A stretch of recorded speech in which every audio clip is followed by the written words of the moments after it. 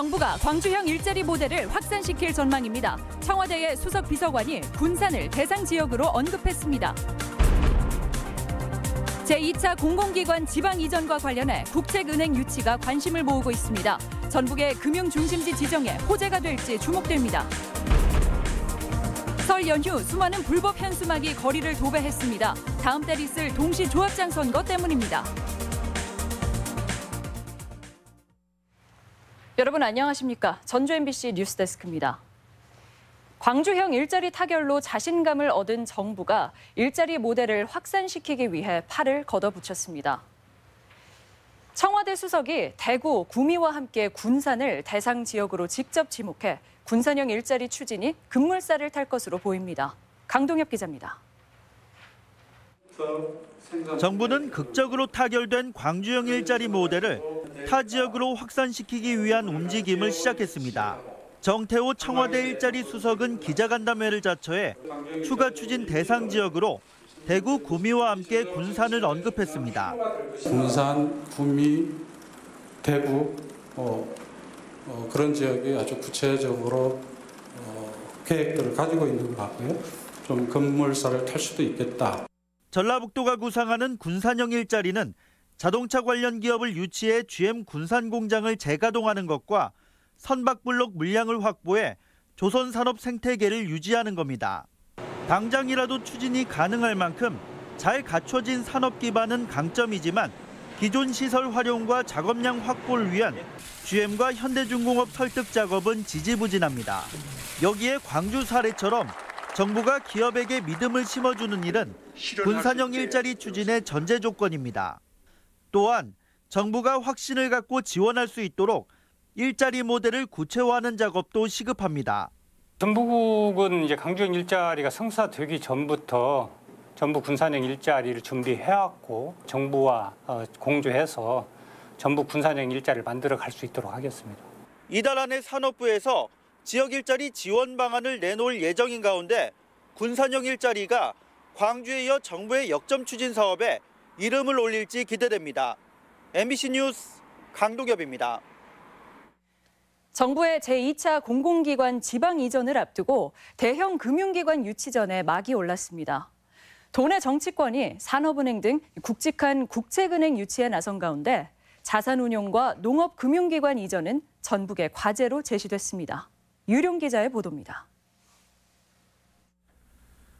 전주가 지역구인 김광수 의원은 최근 국회의원 11명의 동의를 받아 산업은행과 수출입은행 전북 이전 법안을 발의했습니다.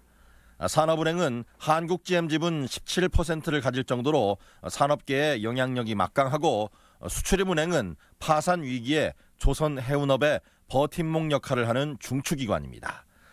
이 때문에 제2금융중심지인 부산 정치권이 일찍이 부산 이전법을 준비하고 있었지만 전북 정치권이 맞불을 놓은 겁니다. 전북을 제3의 금융중심지로 만들기 위한 기반 조성을 위해서는 그런 큰 금융기관들의 지방 이전이 필수적이다 이런 생각이.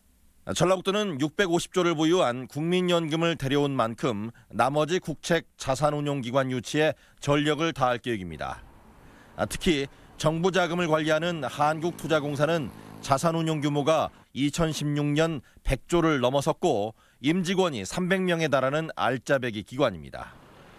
전북은 또 농업 관련 기관이 총집결해 있는 만큼 농협중앙회를 비롯한 농업금융기관 이전도 추진한다는 계획입니다. 농협중앙회 산하에는 농협은행과 보험, 증권, 신용보증 등 다양한 금융기관이 있어 1차적인 이전 대상으로 거론됩니다.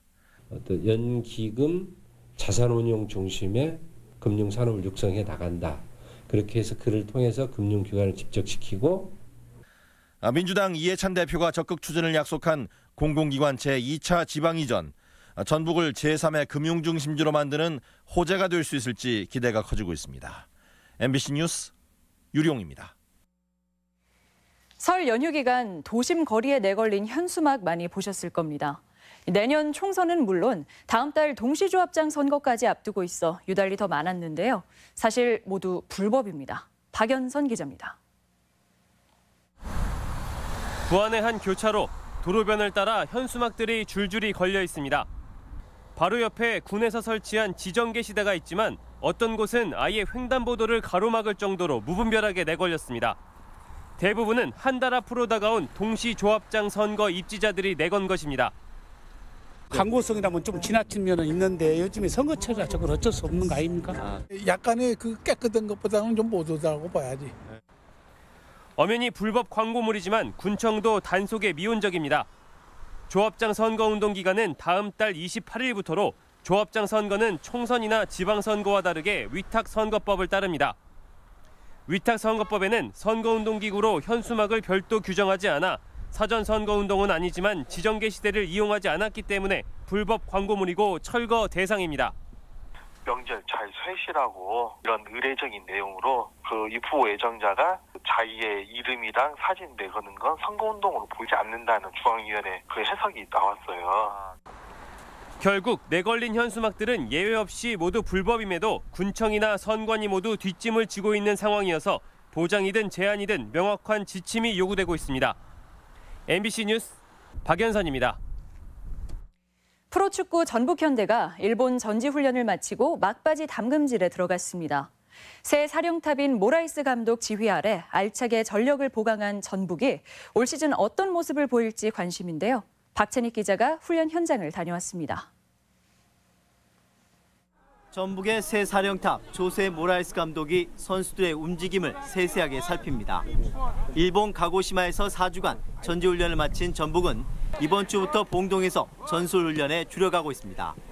K리그와 FA컵, AFC 챔피언스리그 3관왕을 노리는 전북은 올 시즌에 대비해 말 그대로 폭풍 영입을 했습니다. 우선 중국 리그로 떠난 김민재를 대신해 일본 사간도스에서 뛰던 김민혁을 중앙 수비로 영입했습니다. 일단 뭐 어딜 가든 주전 자리는 일단 치열하기 때문에 그다음에 제가 잘할 수 있는 걸 더 감독님께 더 어필해가지고 경기장에 나갈 수 있도록. 공격에서는 지난 시즌 경남을 리그 준우승으로 이끈 최영준을 보강해 닭공을 이어갈 것으로 기대를 모으고 있습니다.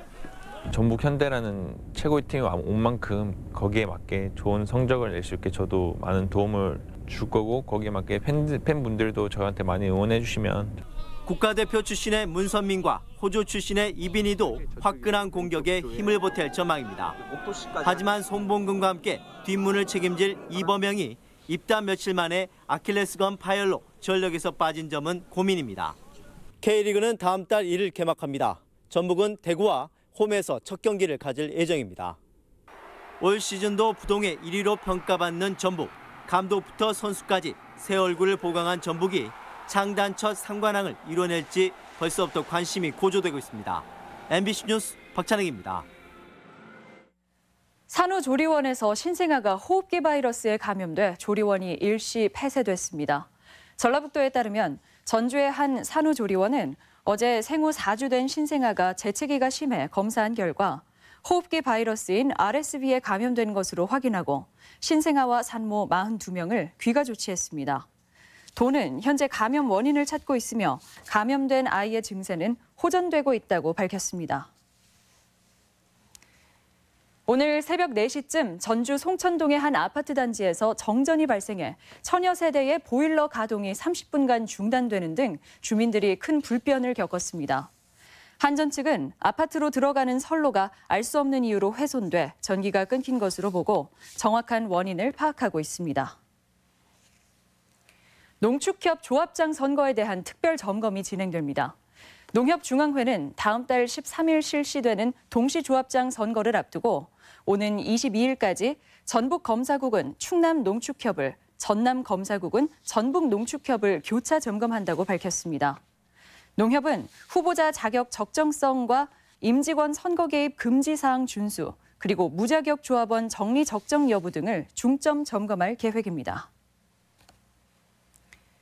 전북 PD협회가 주관하는 제18회 전북 PD상 TV 정규 부문에 지역의 현안을 심층적이고 다각도로 다룬 전주 MBC 이슈 옥타곤이 선정됐습니다.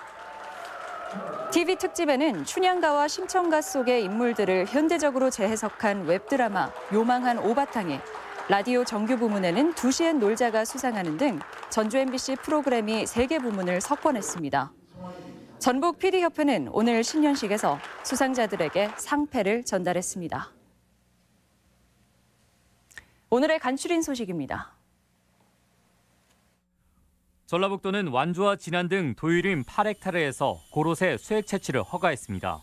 수액 채취는 다음 달 말까지 가능하며 농가당 3,400만 원가량의 소득을 올릴 것으로 기대됩니다. 남북체육교류협회가 주관하는 한중일 프로복싱 최강전이 내일 전주 어울림 국민체육센터에서 열립니다. 최강전에서 성적이 우수한 국내 선수 2명은 북한 선수와 교류전에 출전할 예정입니다. 동학농민혁명 125주년을 맞아 오는 15일 정읍 이평면에서 고부봉기 재현 행사가 열립니다. 기념제는 농민군 진군 행렬과 사발 통문 작성, 고부봉기 경문 낭독 재현 순으로 진행될 예정입니다.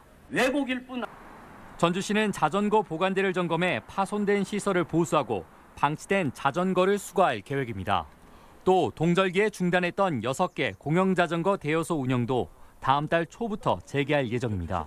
간추린 소식이었습니다.